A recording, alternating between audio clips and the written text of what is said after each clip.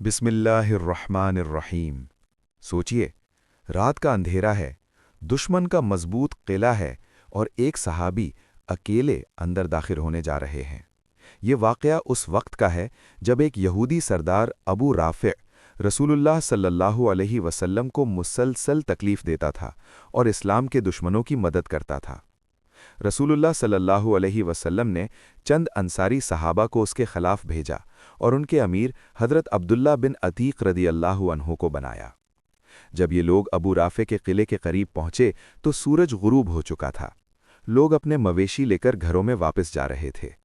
हज़रत अब्दुल्ला बिन अतीक ने अपने साथियों से कहा, तुम लोग यहीं ठहरो, मैं किले के अंदर जाने की कोशिश करता हूं।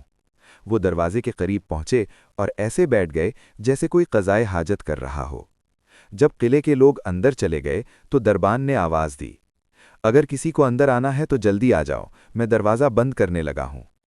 ये सुनकर हज़रत अब्दुल्ला बिन अतीक भी अंदर दाखिल हो गए और खामोशी से छुप गए। जब दरबान ने दरवाज़ा बंद किया तो उसने कुंजियों का गुच्छा एक खूंटी पर लटका दिया। सहाबी आहिस्ता से आगे बढ़े, कुंजियां ले लीं और किले के दरवाजे अपने काबू में कर लिए। फिर वो आहिस्ता आहिस्ता उस कमरे की तरफ बढ़े जहां अबू राफ़े अपने बाल बच्चों के साथ सो रहा था। कमरा अंधेरा था। हज़रत अब्दुल्ला बिन अतीक ने आवाज़ दी, ए अबू राफ़े। वो बोला, कौन है? बस फिर क्या था, सहाबी ने तलवार से हमला किया। पहली ज़रब से वो ज़ख्मी हुआ और चीख उठा। हज़रत अब्दुल्ला बिन अतीक बाहर निकल आए।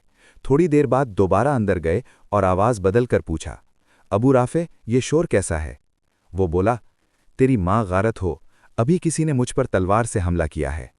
ये सुनकर हज़रत अब्दुल्ला बिन अतीक ने एक और ज़ोरदार ज़रब लगाई। आखिरकार उन्होंने तलवार की नोक उसके पेट में रखकर दबाई, यहाँ तक कि वो उसकी पुश्त तक पहुँच गई। अब उन्हें यकीन हो गया कि अबू राफ़े हलाक हो चुका है। अब वो किले से निकलने लगे, लेकिन अंधेरे में एक सीढ़ी से उतरते हुए उनका पाँव फिसल गया और वो नीचे गिर पड़े। इस गिरने से उनकी पिंडली टूट गई।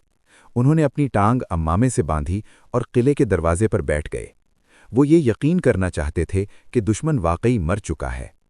जब सुबह हुई और मुर्ग ने बांग दी तो किले की फसील से एक ऐलान हुआ, अहले हिजाज के ताजिर अबू राफ़े की मौत हो गई है। ये सुनकर हज़रत अब्दुल्ला बिन अतीक अपने साथियों के पास पहुंचे और सब मदीना वापस आ गए। जब वो रसूलुल्लाह सल्लल्लाहु अलैहि वसल्लम की खिदमत में हाजिर हुए और सारा वाक़या सुनाया तो नबी करीम सल्लल्लाहु अलैहि वसल्लम ने फरमाया, अपना पाँव फैलाओ। उन्होंने अपना ज़ख्मी पाँव आगे किया। रसूलुल्लाह सल्लल्लाहु अलैहि वसल्लम ने उस पर अपना मुबारक हाथ फेरा और अल्लाह की कसम, उनकी टूटी हुई टांग ऐसे ठीक हो गई जैसे कभी उसमें कोई तकलीफ हुई ही ना थी। ये था रसूलुल्लाह सल्लल्लाहु अलैहि वसल्लम का मौजिज़ा और सहाबाए कराम रदियल्लाहु अन्हुम की बेमिसाल बहादुरी और कुर्बानी। अल्लाह हमें भी सहाबाए कराम रदियल्लाहु अन्हुम जैसा ईमान और रसूलुल्लाह सल्लल्लाहु अलैहि वसल्लम से सच्ची मोहब्बत अता फरमाए। आमीन।